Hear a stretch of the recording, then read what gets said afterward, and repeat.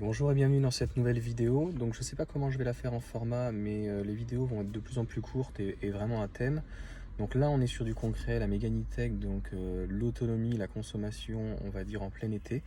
J'ai utilisé très peu la climatisation. D'ailleurs je pourrais faire une comparaison avec clim et pas clim. Donc j'ai vraiment très peu utilisé la climatisation, j'ai dû l'utiliser vraiment une ou deux fois.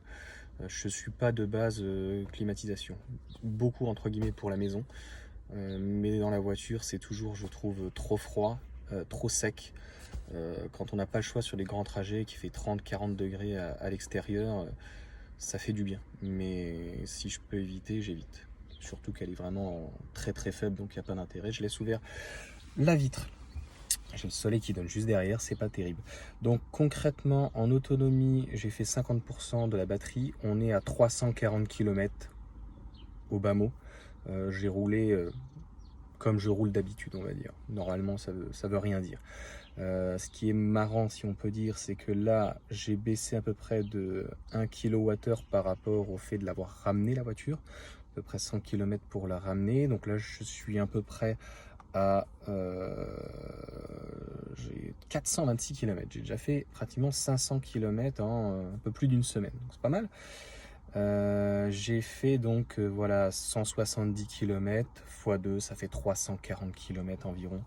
Par contre sur long trajet mixte, on va dire 50, 70, 80, 90, 110, quand il y a des portions en double voie à 110, je pense que ça sera pas tout à fait la même chose. Ça risque de faire 1 litre ou 2, 1 ou 2 kWh de plus.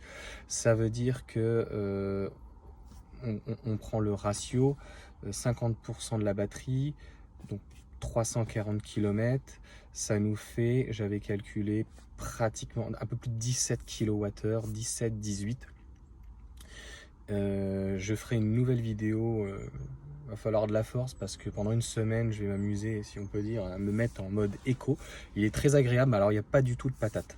Ça veut dire que pour relancer parfois la voiture quand vraiment il y a besoin, ça devient limite un peu dangereux, mais c'est très économique, très confortable. On va voir la différence entre là je suis en mode confort ou sport, si on peut dire. Voilà, donc j'ai essayé un mode perso, je parlerai des différents modes une prochaine fois.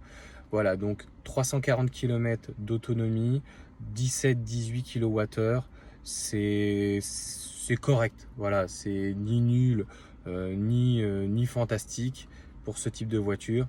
Et je vais partir cet été donc en vacances avec les deux voitures.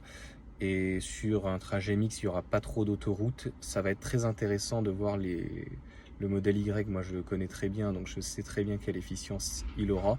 Et ça serait intéressant de faire la comparaison, de faire 200 ou 300 ou tirer 400 km, quitte à voilà, arriver à 10% et de voir combien il reste les deux véhicules. Voilà, donc je vous souhaite une bonne journée et à bientôt. N'hésite pas aussi à me mettre ta consommation, que ça soit en Méganitech ou ça serait intéressant de savoir, moi je connais Tesla, mais d'autres véhicules, la consommation d'autres véhicules, voilà, sur un véhicule bien sûr électrique.